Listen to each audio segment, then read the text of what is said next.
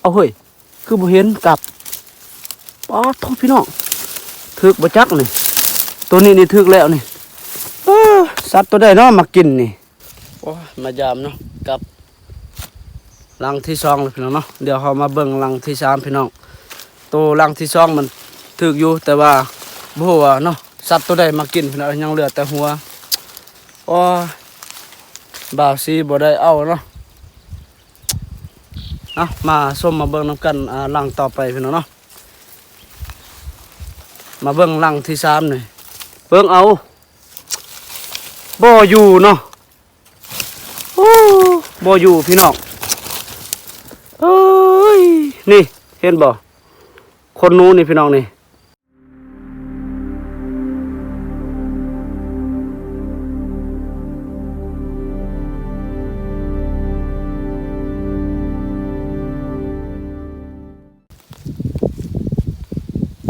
เอากลับสบายดีตอนเช้าพี่น้องเนาะ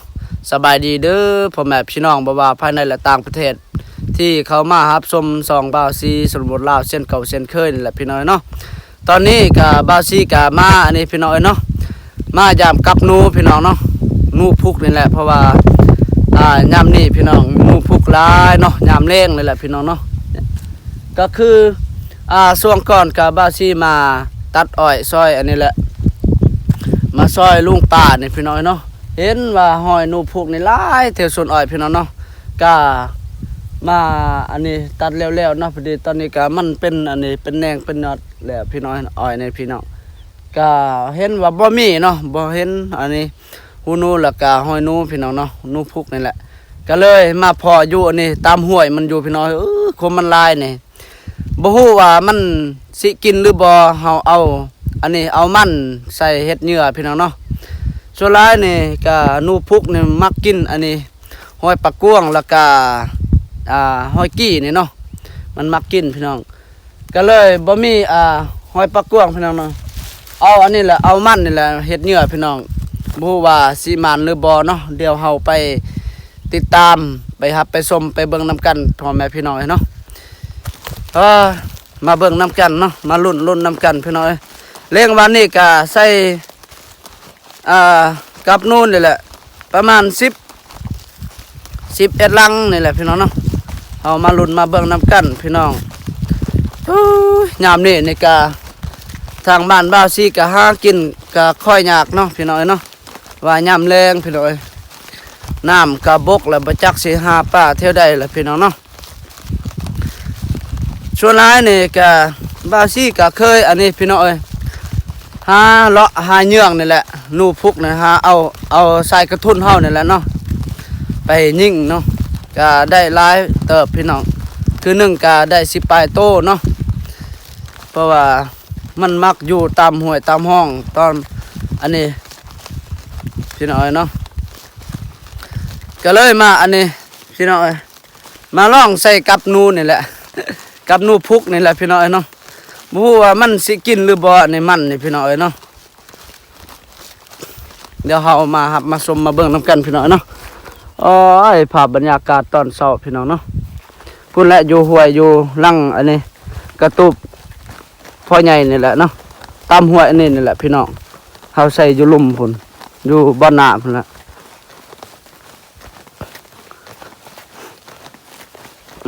ส่วนอ้อยนี่เนาะอ้อยนี่ก็ได้อันนี้ได้เกิดมาใหม่ล่ะมันเป็นยอดของมันงาบพี่น้องเนาะเบื้องนั้นฮะโ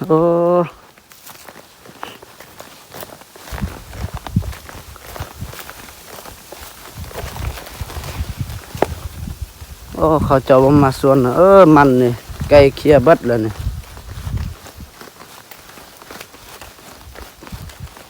ไก่ช็อตเนาะพี่น้อง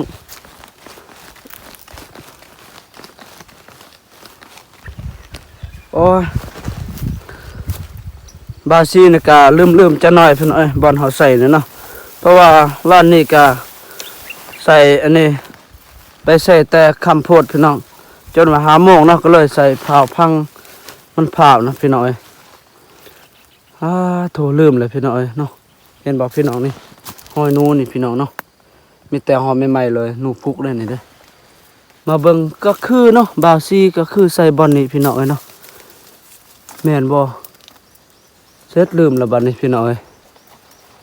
ลืมแล้วคือบาวซีใส่บอลนี่นะเสร็จลืมแล้วพี่น้องเอ้ยลืมบอลใส่เนาะโอ้อยู่นี่มาเบิ่งกับเหล็กโอ้ยังคือเก่าพี่น้องนี่ยังคือเก่าเนาะว่าเลยนะมันบกกินเนาะนี่ยังอยู่โถยังคือเก่าพี่น้องโอ้โมมานเนาะโอ้โหพุ่นหอยนูนี่ขนาดพี่น้องเลย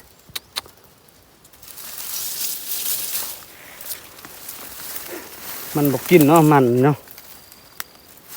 ยังคือเก่าพี่น้องเนาะเดี๋ยวเราไปอันนี้เนาะไปติดตามไปเบิ่งหลังต่อไปพี่น้องเนาะบัวสิมานหรือบ่พี่น้องเอ้ย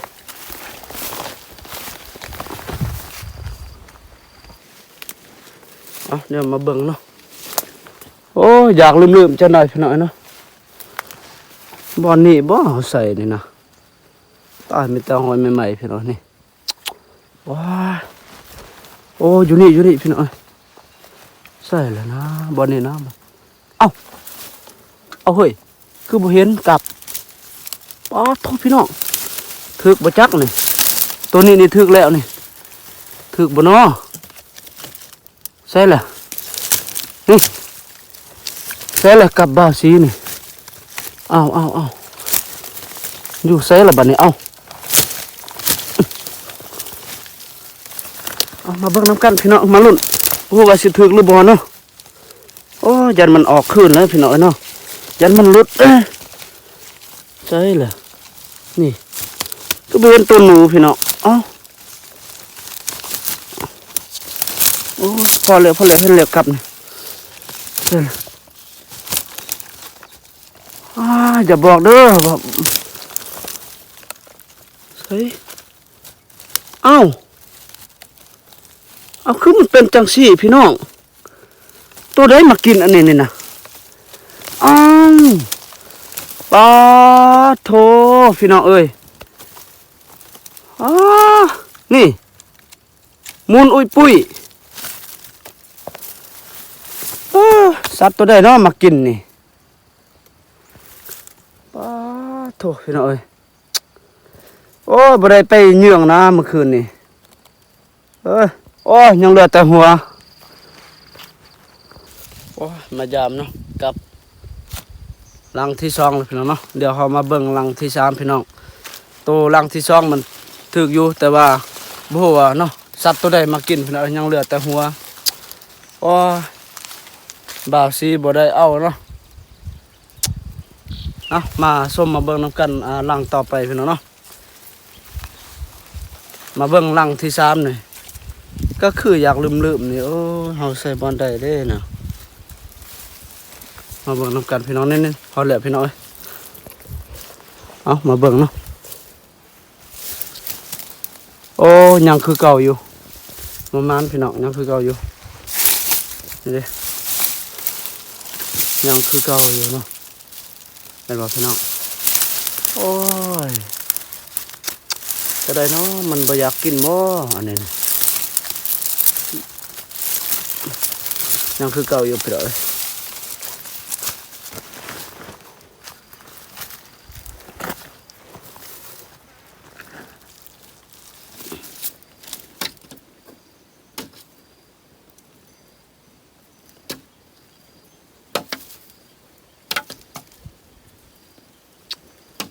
ว้าย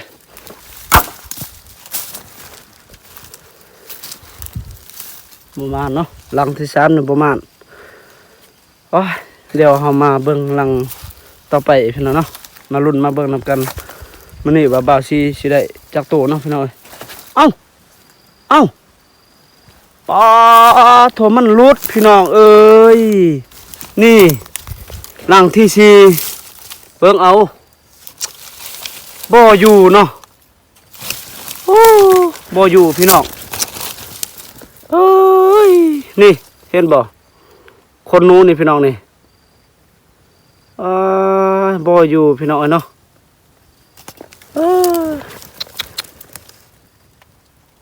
ตายออกคืนสงสัยนู่ฟุกเลยพี่น้องเอ้ยบ่อยู่พี่น้องเนาะเอาหลังจากอันนี้พี่น้องตัวนั้นเนาะถึกแต่ว่ามันบ่อยู่เนาะพี่น้องเอ้ยเดี๋ยวเอามาเบิ่งหลังที่หายพี่น้องเนาะก็คือใส่อยู่นี่นะพี่น้องว่าสิลืมนี่แหล้วเนาะ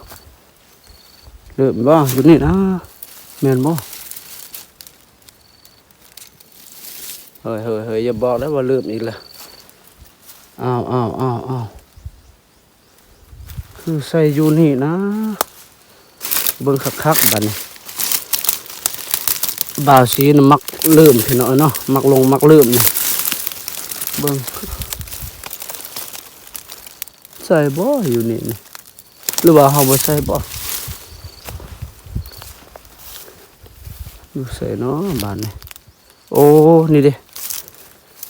ยังคือเก่าอยู่พี่น้อยนี่บ่มานเนาะยังคือเก่าอยู่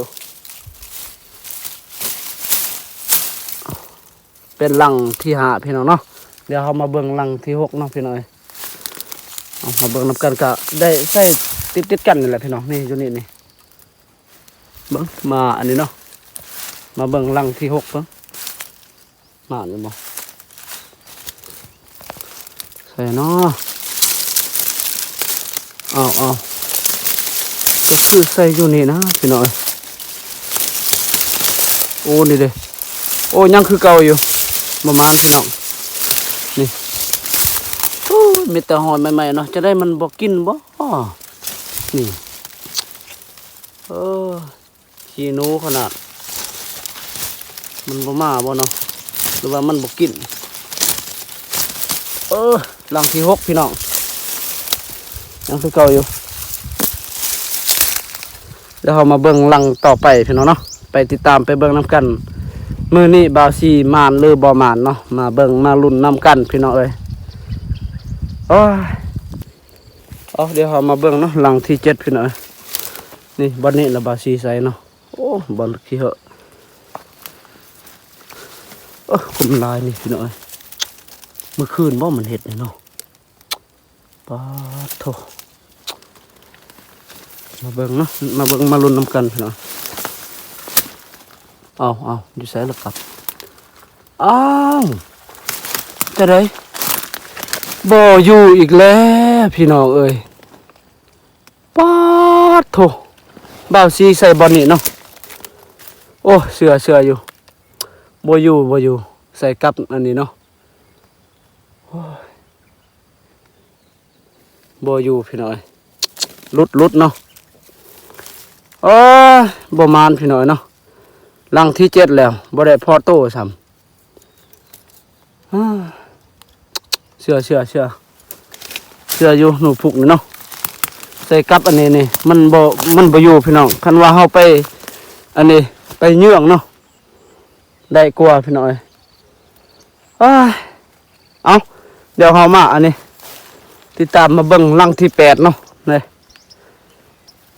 บ่ฮู้ว่าสิมานหรือบ่เลย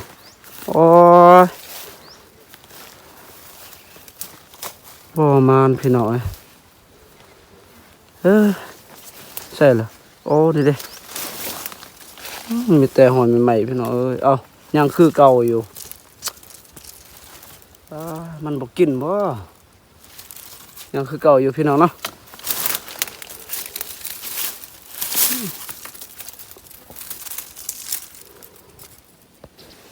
พี่น้องเนาะกับบาซีกับสิได้อัปเดตหลังสุดท้ายพี่น้องเนาะมาเบิ่งน้ำกันสุดท้ายนี่มานอยู่บ่พี่น้อย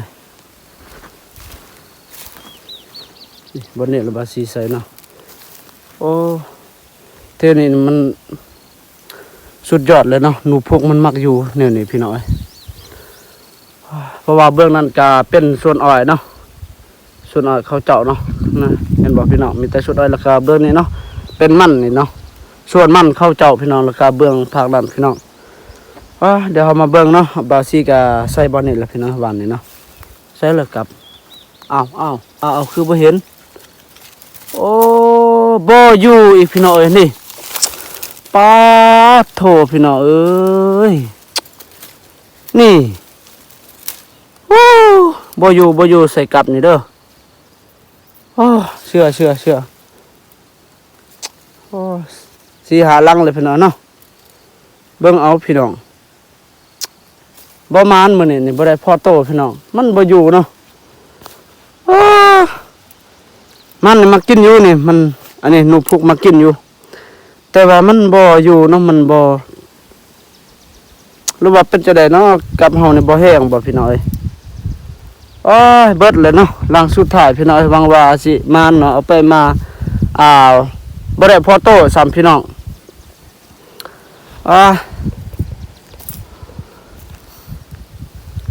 บ่ได้พอโตพี่น้องเอ้ยบาวซี่บ่คิดบ่พันว่าอันนี้หนูพุกมา